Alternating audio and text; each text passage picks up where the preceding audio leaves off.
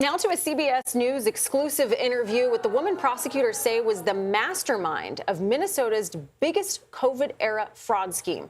44-year-old Aimee Bock is not part of the Somali community. Last year, she was convicted of orchestrating a $250 million pot to defraud a government program to feed hungry children. CBS News Minnesota investigative reporter Jonah Kaplan spoke with that woman exclusively. He joins us this morning from Minneapolis. Jonah, really important interview. I mean, you spoke to her in the jail cell. Break down the story for us. Well, look, Kelly, good morning. And when you think about all that's been going on here in Minneapolis with the surge of all these federal agents, it's all because, at least according to the administration, it's this fraud investigation. And the Somali community has been at the forefront of the investigation because most of those who have been either charged or convicted in the fraud schemes are Somali. But Aimee Bock is not Somali, but federal prosecutors blaming her for being the mastermind, at least, of one of these schemes. It's rare to speak with someone in federal custody, but Aimee Bock told us she defended her actions, but she has some regrets.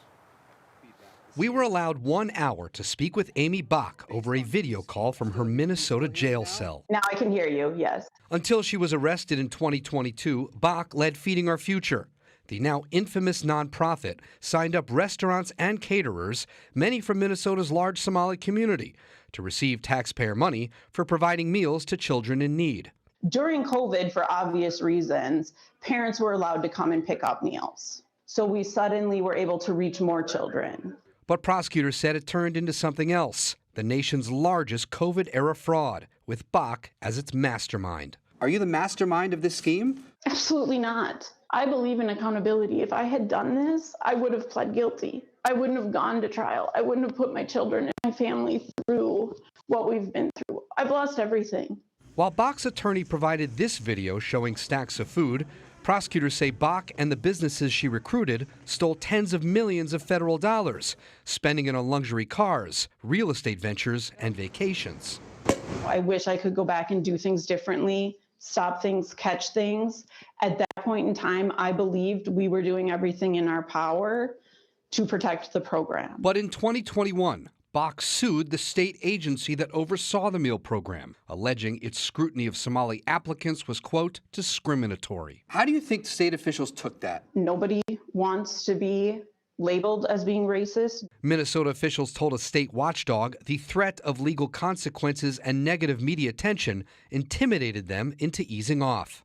The notion that a state government is paralyzed and has to allow this level of fraud because they were afraid of what I might do in a lawsuit is preposterous. Help me welcome Aimee Bock. In Minnesota's large Somali community, one leader called her a modern-day Robin Hood. The community deserves this. The children need this. In 2019, the nonprofit submitted $3 million worth of meal claims. 2 years later, it submitted nearly $200 million. All of a sudden, you're cutting $200 million worth of checks. How do you not see that as major red flags and keep this going? We relied on the state. We told the state, this site is going to operate at this address, this day, this time, and this number of children. The state would then tell us that's approved. Prosecutors also accused Bock of collecting bribes and kickbacks from meal site operators. At trial, they revealed text messages where she compared Feeding Our Future to the mob. Are you a mob boss? Absolutely not. No. Were you personally benefiting from any of it?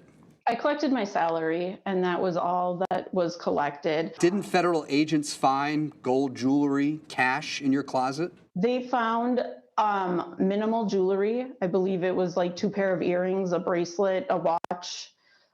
There was some cash there. At trial, Bock took the stand, but the jury didn't buy her story. Within hours, they convicted her on all counts. Last month, a judge ordered her to forfeit more than $5 million in proceeds from the fraud.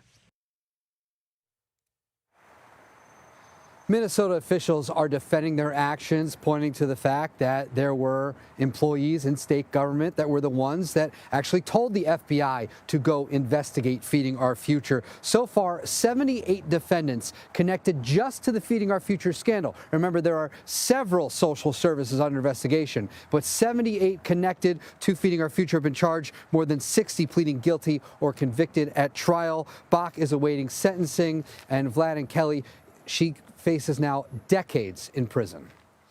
So, Jonah, one of the questions I had for you, and as I said to you on CBS Mornings, this is an incredible interview that you've given us, and you've been covering the story pretty much since it first broke. And so the question is, are these prosecutions done? I mean, you've got the alleged mastermind behind bars, and yet the administration, the Trump administration, is still going after the city of Minneapolis, going after the governor, going after the mayor because of these alleged cases of embezzlement and fraud. What's left to be done? In other words, what is left to be prosecuted if you've got the mastermind already behind bars?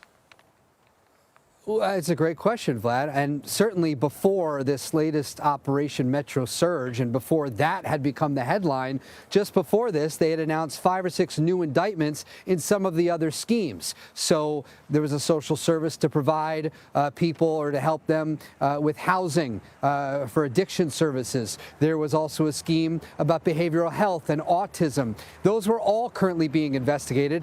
And those, the number of people indicted there are still kind of in the single digits. And here in Feeding Our Future, that's just one social service program. There are 14 social service programs, high risk, they say, for fraud, that are currently under investigation. And since 2019, according to federal prosecutors, there have been $18 billion spent on those programs in Minnesota, and half of that could be fraud. So Feeding Our Future, that investigation took a few years. We're just, as the U.S. Attorney said, just at the end of the beginning of this investigation. Yeah, it really does seem like there's going to be a slow trickle as you find more and more. And Jonah, we know that means you're going to be very, very busy Indeed. as you continue to cover this. Thank you so much for your time today. Great to be with you guys. Thanks.